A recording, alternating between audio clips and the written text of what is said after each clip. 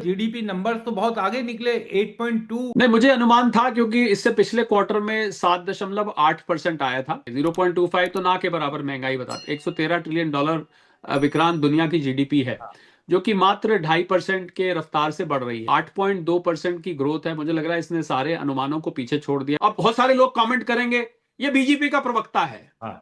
ये मोदी भक्त है, ये अंध भक्त है। अभी आप देखिएगा कमेंट आएंगे इस पे। नौकरियों की बाहर आ जानी चाहिए सर, और इंक्रीमेंट्स मन अच्छे इंक्रीमेंट्स होने चाहिए, लेकिन उस तरीके का तो कुछ ऐसी चीजें दिखाई नहीं दे रही। भाई वो कहता है सिकंदर ने पोरस से की थी लड़ाई, तो मैं क्या करूं। अब हाँ। जीडीपी आपकी है तो है, मेरे ऊपर तो कोई असर दिखाई दे नहीं रहा है। बहुत अच्छा आपने प्रश्न किया है कि लोगों तक इस जीडीपी का लाभ कब पहुंचेगा। तो कंसिस्टेंटली इस जीडीपी को इस लेवल पे बना रहना पड़ेगा।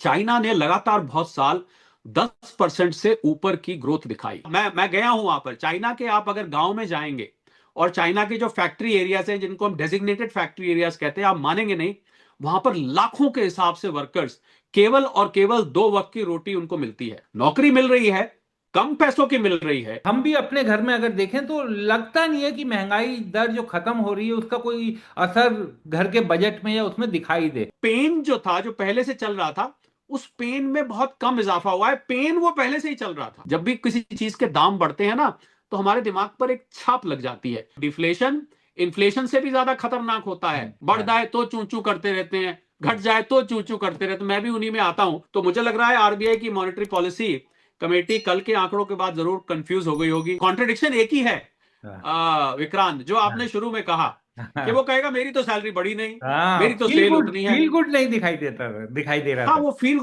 गुड कुछ सेक्टर्स में है। आप एक एक बड़ा इंटरेस्टिंग कमेंट आता है जब ये बात करें कि फील गुड तो अडानी अंबानी साहब के पास है। अरे भैया, हमारे पास कहाँ। ये तो साहूकारों सेठों के हाँ। पास जो है, उनको ये आर्थिक ग्रोथ का फायदा मिल रहा है। हो सकता है उनकी बात ठीक हो।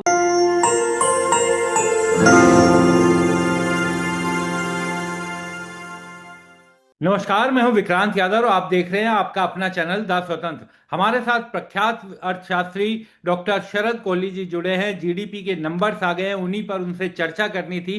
सर, बहुत बहुत स्वागत है आपका द स्वतंत्र पर। नमस्कार, नमस्कार। स्वतंत्र के सभी दर्शकों को मेरा अभिनंदन। सर, सबसे पहले तो शरद जी ये जानना चाहूंगा, जितने भी विशेषज्ञ थे सबका अनुमान उनको धक्का बताते हुए जीडीपी नंबर्स तो बहुत आगे निकले। 8.2 सामने आई है फिगर। 7.5 7.7 तक लोग अनुमान लगा रहे थे, लेकिन असली नंबर 8.2। कितना विश्वसनीय माना जाए?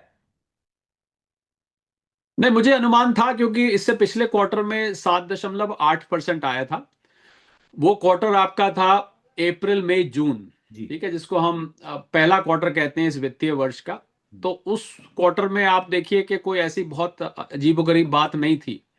और ये जो क्वार्टर था, इसमें दो तीन बातें स्पेशल थी। एक तो 22 सितंबर से जीएसटी बचत बचत उत्सव या जीएसटी में बदलाव करे गए थे। उसके बाद 22 तारीख से ही नवरात्रे शुरू थे, दूसरी बात।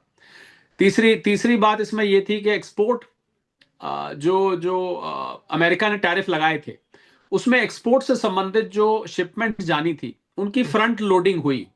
फ्रंट लोडिंग से मतलब है कि शिपमेंट, टैरिफ के डर से लोगों ने अपनी जल्दी जल्दी जो बने हुआ इन्वेंट्री थी उसको फटाफट प्रोड्यूस कराया, मैन्युफैक्चर कराया, और उसको एक साथ जो ऑर्डर शायद अगले 1 साल में जाना था, वो इस क्वार्टर के अंदर उन्होंने पैक करके भेज दिया। ये दूसरा रीजन था। तीसरा, महंगाई की दर लगातार कम बढ़ी हुई है। जो लेटेस्ट आंकड़े आए वो 0.25% के। 0.25 तो ना के बराबर महंगाई बताती है। हालांकि ये बात अलग है कि लोग दुकान पे जाके, बहुत लोग शिकायत करते हैं कि अभी भी महंगाई हमें ज्यादा दिखाई देती है।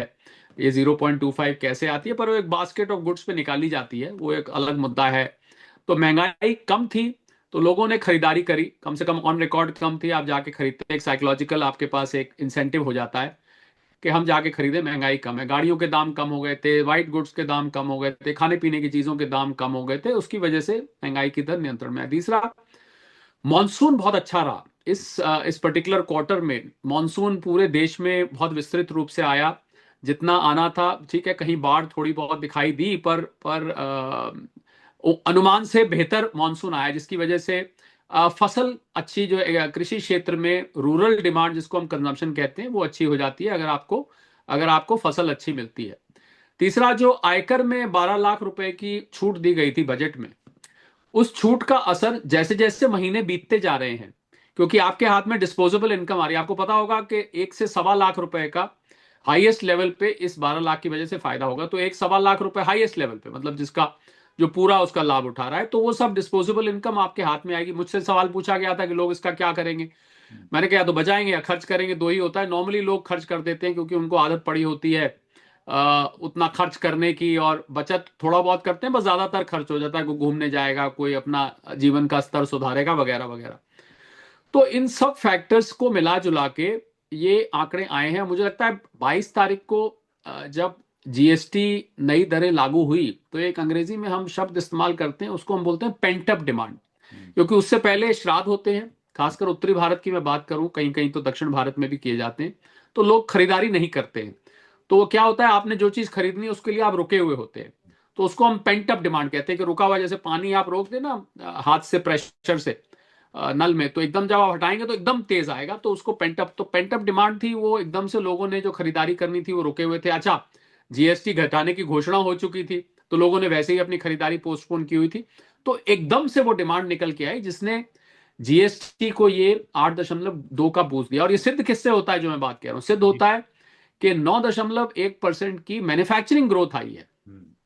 मैन्युफैक्चरिंग ग्रोथ जब आती है, जब फैक्ट्रीज जो हैं पूरी कैपेसिटी पे अपनी या नियर फुल कैपेसिटी पे काम करती हैं।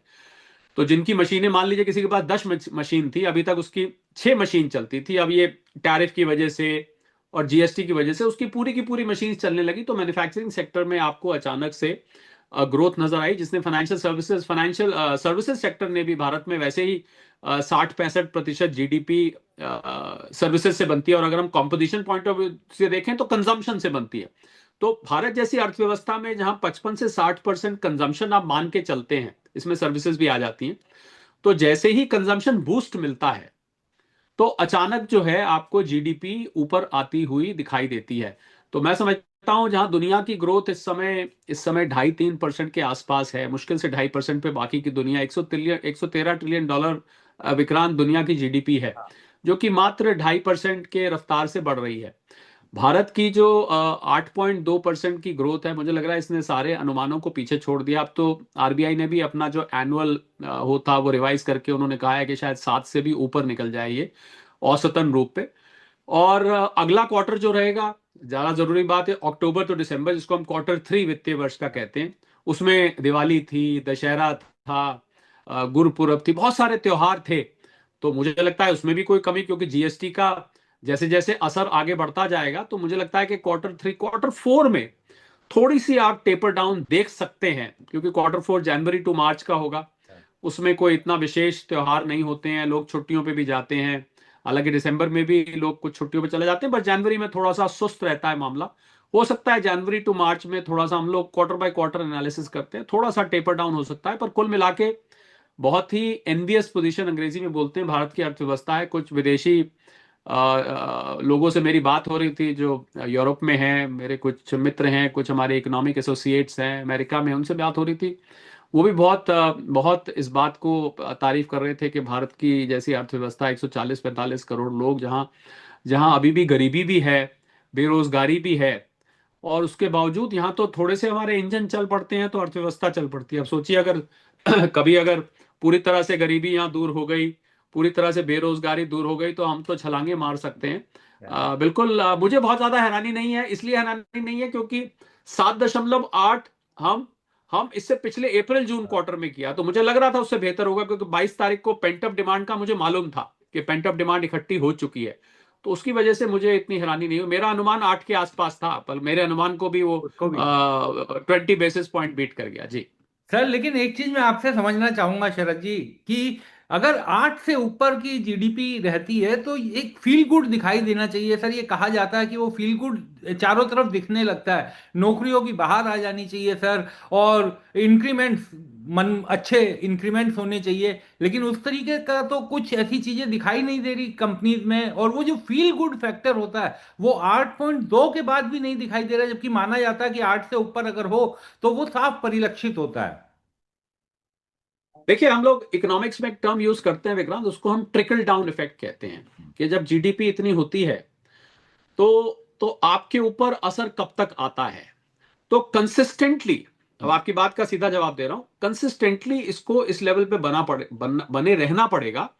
तब आम, क्योंकि इतनी बड़ी हमारी आबादी है, कश्मीर से कन्याकुमारी तक, अरुणाचल से गुजरात तक, कॉन्स्टेंटली इसको बड़े रहना पड़ेगा, तब आपको यहां समृद्धि आती हुई दिखाई देगी। क्योंकि और ये भी है अकबरखान, किसी किसी सेक्टर में बहुत ज्यादा उनको पता लग जाता है कि बढ़ गई जीडीपी, उनको लगता है उनकी तो इनफैक्ट जीडीपी से भी ज्यादा ग्रोथ हो जाती है। किसी किसी सेक्टर में मॉडरेट होती है, किसी किसी सेक्टर में कम मॉडरेट, और किसी किसी सेक्टर में बिल्कुल नहीं होती। आपकी बात जो निकल के आ रही है कि भाई वो कहता है सिकंदर ने पोरस से की थी लड़ाई तो मैं क्या करूं, अब जीडीपी आपकी है तो है, मेरे ऊपर तो कोई असर दिखाई दे नहीं रहा है, मेरी तो भैया नौकरी तनख्वाह उतनी है। उल्टा मालिक ने कल कह दिया कि भैया यहाँ तो सेल नहीं है, कल को हो सकता है तुम्हारी तनख्वाह घटानी पड़े या निकालना पड़ जाए।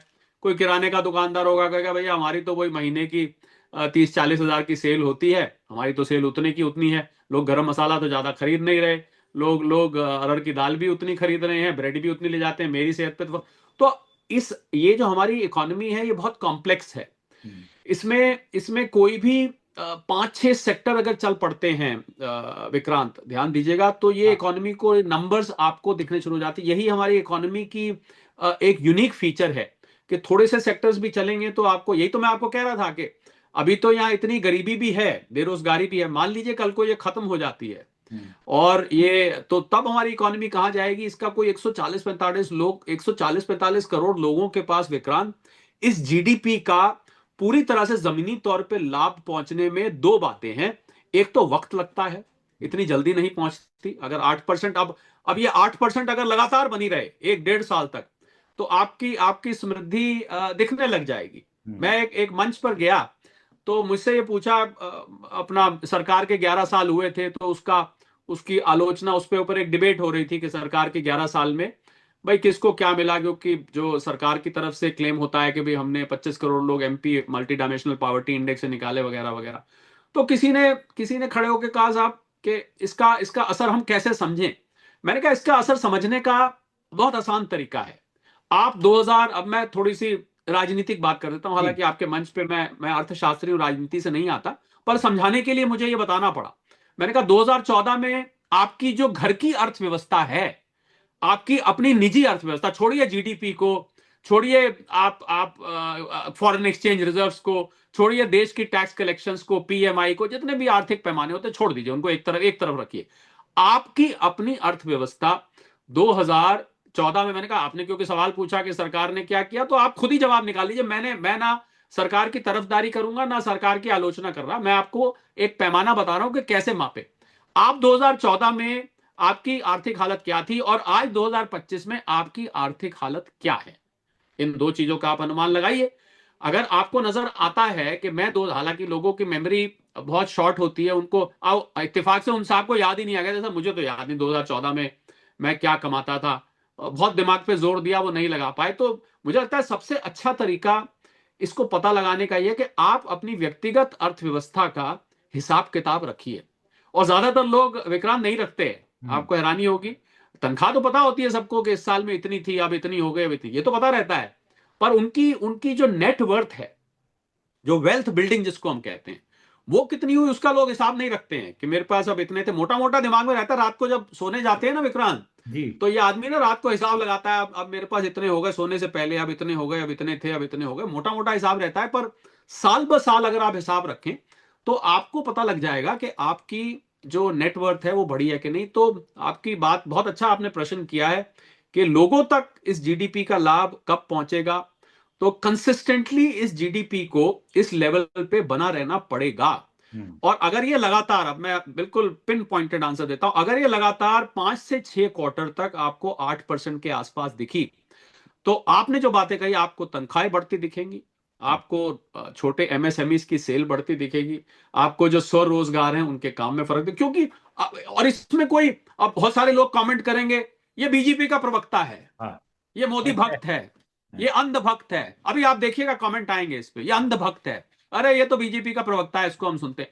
उसका उसका कारण ये है कि जीडी अर्थशास्त्र में मैं बता रहा हूं कि जीडीपी किससे बनती है, आप और हम मिलके जो गुड्स और सर्विसेज प्रोड्यूस करते हैं। वैसे तो जीडीपी की डेफिनेशन बहुत कॉम्प्लेक्स है, उसमें कुछ घटाया जाता है कुछ बढ़ाया जाता है, पर मैं सरल भाषा में गुड्स और services produce in the country, पर बिल्कुल मैंने सिंपल बात। तो भाई आप जीडीपी 8% आ रही है, तो जो गुड्स एंड सर्विसेज प्रोड्यूस हो रहे हैं आप और मिलके वो ज्यादा हो रहे हैं, और ज्यादा हो रहे हैं तो ज्यादा बिक रहे हैं, ज्यादा बिक रहे हैं तो ज्यादा पैसा आ रहा है। तो पर एक आध क्वार्टर में, एक दो क्वार्टर में इतनी बनी रहने से इतना फर्क नहीं पड़ता है। दूसरा, विविधता बहुत है, किसी किसी क्षेत्र में बहुत फायदा मिल जाता है, किसी किसी क्षेत्र में इतना फायदा नहीं मिल पाता है, और किसी किसी राज्य में बहुत फायदा पहुंच जाता है, किसी किसी राज्य में नहीं पहुंच पाता है, किसी किसी सेक्टर में बहुत फायदा पहुंच जाता है, किसी किसी सेक्टर में कम पहुंचता है। अच्छा, किसी प्रोफेशन को ज्यादा फायदा हो जाता है, किसी प्रोफेशन को कम फायदा हो जाता है। आपके यूट्यूब पे सब्सक्राइबर्स बढ़ गए, अब इसका तो जीडीपी से कोई लेना देना है नहीं, ठीक है, ये तो लोग देखेंगे, बल्कि लोग खाली होंगे, टाइम होगा और उनको उनको रुचि होगी, कंटेंट अच्छा होगा, वो खोल के देखेंगे। तो सीधा जीडीपी से हम कहें कि वो 8, तो हमारी सैलरी 8% बढ़ जाए, वो 8 तो हमारा दुकान की सेल 8% बढ़ जाए, इस तरीके से इसको नहीं समझा जाता। ये बहुत ही कॉम्प्लेक्स नंबर होता है जो निकल के आता है। जहां तक विश्वसनीयता की बात है, मैं समझता हूं कि नेशनल स्टैटिस्टिकल ऑर्गेनाइजेशन एक स्टैटिस्टिक्स की है जो इन आंकड़ों को इकट्ठा करती है, और इन आंकड़ों को मैनिपुलेट करना संभव नहीं है कि आप इन, क्योंकि ये आंकड़े पब्लिक डोमेन में रहते हैं और इनमें बेस इफेक्ट होता है। और इस बार तो अच्छी बात ये हुई विक्रांत, मैं आपके चैनल पे बता दूं एक बात जो ज्यादातर लोगों को नहीं पता होगी। दो तरीके की जीडीपी होती है, एक रियल जीडीपी होती है, एक नॉमिनल जीडीपी होती है। ये जो नंबर्स आप देख रहे हैं ये नॉमिनल जीडीपी है। इसमें फर्क ये होता है कि इसमें इन्फ्लेशन का इंपैक्ट भी जुड़ा होता है, यानी जीडीपी प्लस इन्फ्लेशन। एक रियल जीडीपी होती है, शुद्ध जीडीपी, उसमें इन्फ्लेशन नहीं लिया जाता है।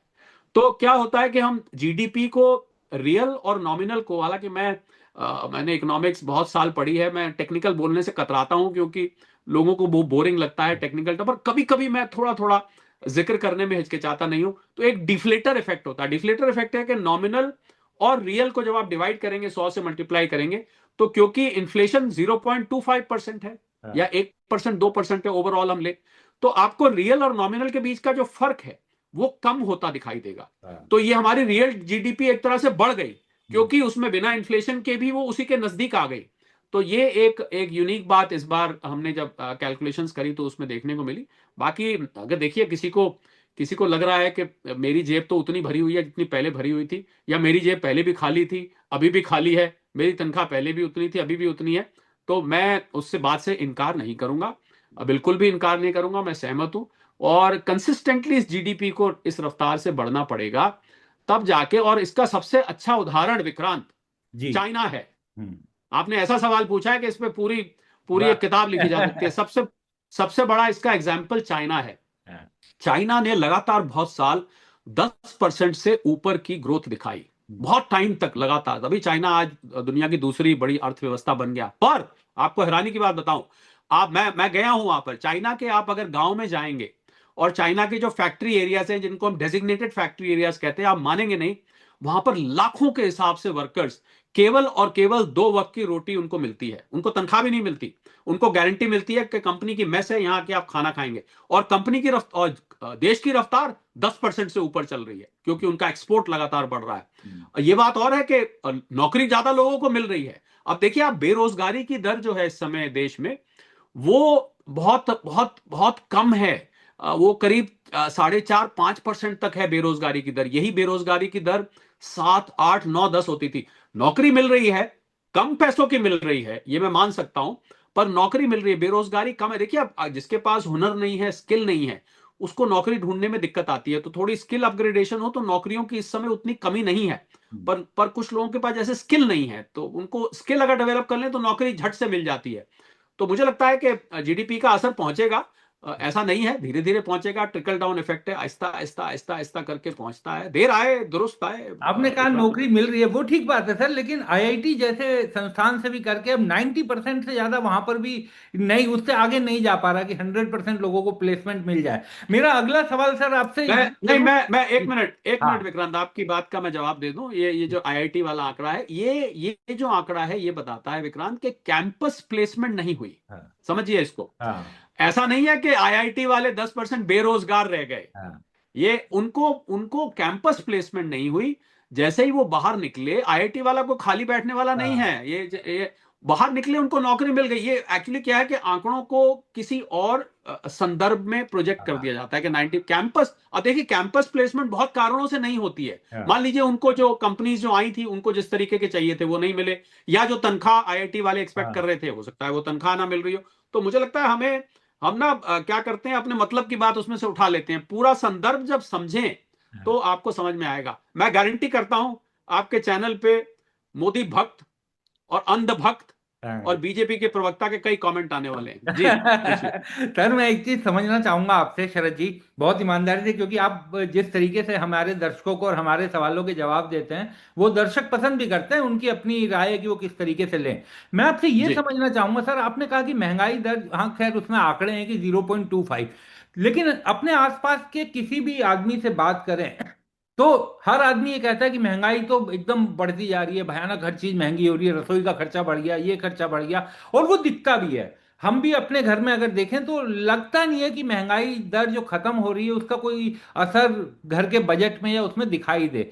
तो ऐसा क्यों है? और साथ में इसी से जोड़ता हुआ मैं पूछूंगा सर कि अगर महंगाई दर एकदम खत्म ही हो जाएगी तो वो भी तो इकोनॉमी के लिए अच्छी नहीं है। पहले मैं आपके पहले वाले सवाल का जवाब देता हूं। बहुत सुंदर प्रश्न आपने किया है। देखिए, अगर हम कहते हैं कि महंगाई की दर 0.25% है, हाँ। तो हम मान लीजिए ईयर ऑन ईयर बात कर रहे हैं। यानी कि पिछले साल अक्टूबर में, उदाहरण दे रहा हूं मैं, हाँ। पिछले साल अक्टूबर में आप कोई सामान लेने गए, वो आपको मिला 6 रुपए का। हाँ। ठीक है, 6 रुपए का। इस बार आप लेने गए, आपको उसमें मात्र 0.25% की बढ़ोतरी मिली। चलिए मैं 100 रुपए का कर देता हूं आपको और आसान करने के लिए। इस साल वो आपको 102 रुपए 50 पैसे का मिला। हाँ। तो अब, या उससे भी शायद 100 रुपए 25 पैसे का मिला, जो भी आप 0.25% हाँ। उसका निकाल लीजिए। ठीक। 100 रुपए 25 पैसे का मिला, क्षमा करता हूं, मैंने कैलकुलेशन में गलती करी। तो अब जब 100 रुपए का था, ध्यान दीजिएगा, हाँ। तो वो पहले ही उसके रेट पहले बढ़ चुके थे। तो इसको हम कहते हैं इन्फ्लेशन को रिलेटिव, और तभी से आपको वो चुभ रहा था। हाँ। जब वो 100 रुपए का हुआ था, तो पहले, उससे पहले वो शायद 90 95 का हुआ हाँ। करता था। आपको वो तब चुभना शुरू हो गया था, साल भर आपको चुभता रहा। पर अब इन्फ्लेशन जब 25 बेसिस पॉइंट बढ़ी, हाँ। तो वो 100 रुपए से 100 रुपए 25 पैसे हो गया। परंतु आपको तो वो चुभता रहा साल भर, क्योंकि उसके रेट तो आपकी पहुंच से शायद बाहर हो गया था, या आपको वो कष्ट दे रहा था। हम्म। तो अब क्या है कि ये जो कम बढ़ी है, तो पेन जो था, जो पहले से चल रहा था, उस पेन में बहुत कम इजाफा हुआ है। पेन वो पहले से ही चल रहा था। ये इसका उत्तर है। क्योंकि जो हम 0.25 एक बास्केट ऑफ गुड्स, हम सीपीआई किसी दिन आपके साथ शो करेंगे, जी। उसमें मैं सीपीआई और डब्ल्यूपीआई कैसे निकाला जाता है, कि कंज्यूमर प्राइस इंडेक्स और होलसेल प्राइस इंडेक्स में कौन कौन से आइटम्स आते हैं, इस पर हम विस्तार से बात करेंगे। एक बास्केट ली जाती है, उन आइटम्स को इसमें से उसमें निकाला जाता है। डब्ल्यूपीआई नॉर्मली मैन्युफैक्चरिंग सेक्टर से जो आते हैं उस पर लिया जाता है, कंज्यूमर प्राइस इंडेक्स कंज्यूमर पे लिया जाता है। तो उसमें ओवरऑल उस बास्केट पे देखा जाता है। पर जो इसको इसको हम बोलते हैं रिलेटिव टर्म्स में स्टडी करना, हाँ। यानी कि पिछले पीरियड में वो इतनी थी, उस पीरियड से इस पीरियड तक इतनी आई। परंतु दर्द तो आपको एक साल हाँ, पहले हाँ, से ही चल रहा पहले था, से ही या चल दो रहा है। साल अब वो दर्द में इजाफा थोड़ा सा हुआ है। हम्म। तो इसलिए इसलिए ऐसा माना जाता है कि तो इसलिए बढ़ी हुई महंगाई पे बहुत थोड़ी बढ़ी, अगर मैं इसको इस तरीके से कहूं, तो इसलिए लोगों को ऐसा लगता है भाई जहां जाते हैं वहां तो महंगाई महंगाई है। वो महंगाई अपनी छाप छोड़ जाती है विक्रांत हमारे दिमाग पर। जब भी किसी चीज के दाम बढ़ते हैं ना, तो हमारे दिमाग पर एक छाप लग जाती है, इसके दाम बढ़ गए। अब वो नीचे तो आते नहीं दाम, हाँ। दिक्कत यह है कि दाम कम नहीं आते हैं। तो कम नहीं आते तो उसकी छाप बनी रहती है। अब जब अगले साल आंकड़े आते हैं, तो वो छाप हल्की सी और बढ़ जाती है, पर नापने में तो लगता है 25 बेसिस पॉइंट, हाँ। परंतु वो तो पहले ही इतनी बड़ी हुई थी। अब आपके दूसरे सवाल का मैं जवाब देता हूं। जी हाँ, बहुत कम अगर महंगाई हो जाती है, 0.25 से भी मान लीजिए नीचे चली जाए, उसको हम डिफ्लेशन कहते हैं। हाँ। जी हाँ, अर्थशास्त्र में ये भी अच्छी नहीं है। थोड़ी महंगाई इकोनॉमिक्स प्रिंसिपल के हिसाब से देश के लिए हेल्दी है, क्योंकि ये बताती है कि मांग अभी भी बनी हुई है। अगर ये नीचे चली जाती है, तो कैसे प्राइस किसी चीज की बनती है? डिमांड और सप्लाई से। नीचे जाने का मतलब है कि उसकी डिमांड गिर रही है, और अगर डिमांड गिर रही है तो डिफ्लेशन इन्फ्लेशन से भी ज्यादा खतरनाक होता है। डिमांड गिरने का मतलब है कि आप लोग सामान नहीं खरीद रहे। लोगों के सामान नहीं खरीदने का मतलब है कि आपके पास अब उतने पैसे नहीं हैं। इसका मतलब आपकी कमाई कम हो रही है, आपकी प्रोपेंसिटी टू कंज्यूम, यानी कि आपकी बाइंग पावर कह लीजिए, मैं चलिए, प्रोपेंसिटी टू बाय कम हो रही है। ये लोगों की गिरती आमदनी और एक गिरती हुई अर्थव्यवस्था के सूचक बन जाते हैं। तो डिफ्लेशन इन्फ्लेशन से भी ज्यादा खतरनाक है। जब 0.25 आई थी तो मेरे मन में ये बात आई थी कि कहीं इससे और नीचे न चला जाए, कुछ लोग तो खुश होने लग जाएंगे। हाँ। पर ये अर्थशास्त्री जो है, उनको वो अर्थशास्त्रियों के साथ दिक्कत है विक्रांत, वो किसी भी तरीके से खुश नहीं होते। बढ़ हाँ। जाए तो चू चू करते रहते हैं, घट जाए तो चू चू करते रहते हैं। मैं भी उन्हीं में आता हूं, पर क्या करें, अर्थशास्त्र के सिद्धांत ही ऐसे हैं। सर एक चीज मैं आपसे ये जानना चाहूंगा, अब अगले हफ्ते आरबीआई अपनी पॉलिसी लेकर आने की बात है। तो अब ब्याज दर घटेगी या नहीं घटेगी, ये बड़ा सवाल लोगों के जहन में घूम रहा है। क्या आपको लगता है सर कि घटेगी और लोगों तक कुछ रिलीफ पहुंचेगा? आरबीआई मुझे लग रहा है मॉनेटरी पॉलिसी थोड़ी कंफ्यूज हो गई होगी कल के आंकड़ों के बाद। हाँ। क्योंकि जब इकोनॉमी ऑलरेडी हीटेड है, 8.2 पे बढ़ी, देखिए ब्याज दर आप कब घटाते हैं? हाँ। आप जब घटाते हैं जब आपकी ग्रोथ रेट कम हो। तो आरबीआई क्या करता है, ग्रोथ रेट और इन्फ्लेशन के बीच में एक बैलेंस स्ट्राइक करता है इस ब्याज दर के माध्यम से। अब आपकी जो ग्रोथ रेट है वो तो इतनी तेज आ गई, बल्ले हाँ। बल्ले आ गई, वो तो बम बम आ हाँ, गई, इसीलिए आठ दशमलव कंफ्यूजन भी दो होगी। परसेंट हाँ।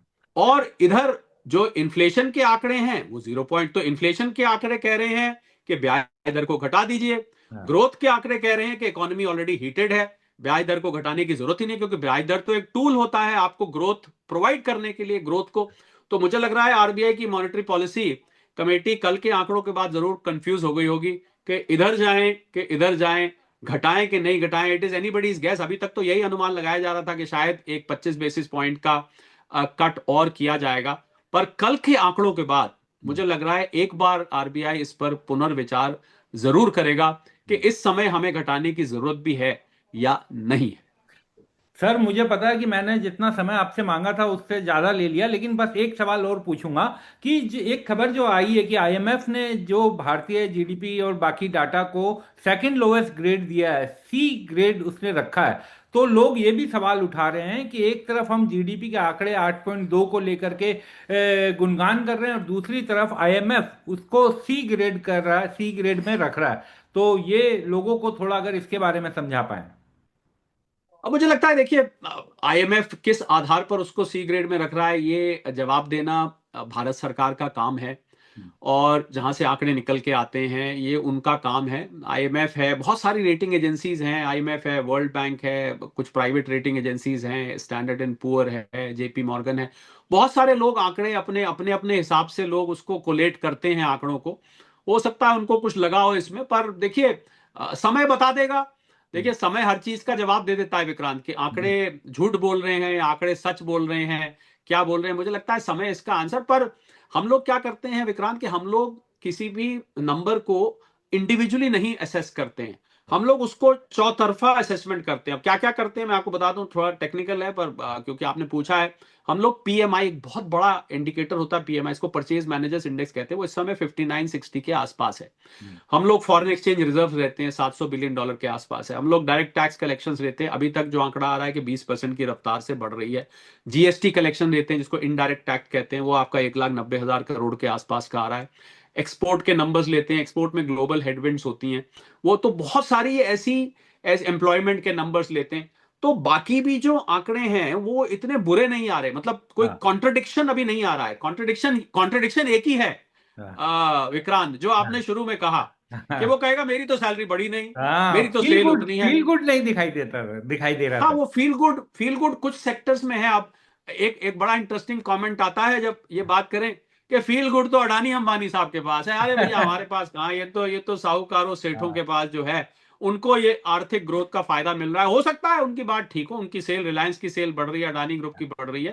पर धीरे धीरे आएगा सर। अब अपनी अपनी अपनी अपनी सोच है, अपनी अपनी समझ है। और मैं समझता हूँ कटाक्ष करने का इस देश में अधिकार सबको है, और कमेंट करने का अधिकार सबको है। सरकार मुझे लगता है नहीं मना करती, कोई कुछ भी बोलता रहे। हाँ, कुछ अनशन गलत बोल जाते हाँ। हैं या अपशब्द बोल जाते हैं तो उस पर जरूर एतराज है। तो हर किसी को अपने अपने ओपिनियन, अपने अपने व्यूज रखने का अधिकार है। एक बड़ी इंटरेस्टिंग कहावत है, मैं आपको जाते जाते बता दूं। जी। कहते हैं कि जहां 6 इकोनॉमिस्ट बैठते हैं वहां पर 7 ओपिनियन निकल के आती हैं। तो जितने अर्थशास्त्री भी होंगे ना, आपको वो अलग अलग बातें करके समझाएंगे। पर जी। सबसे अच्छा अर्थशास्त्र है आपके अपने घर का अर्थशास्त्र, आपके अपने घर की अर्थव्यवस्था, आपके अपने घर का बजट। उससे बढ़कर कोई भी अर्थशास्त्र नहीं है। ये सबको मिला दिया जाए, इसी से देश का अर्थशास्त्र बनता है। बिल्कुल सही बात। सर आपने समय निकाला, हमें समझाया, हमारे दर्शकों को समझाया। शरद जी बहुत बहुत शुक्रिया आपका। Thank you so much. Thank you.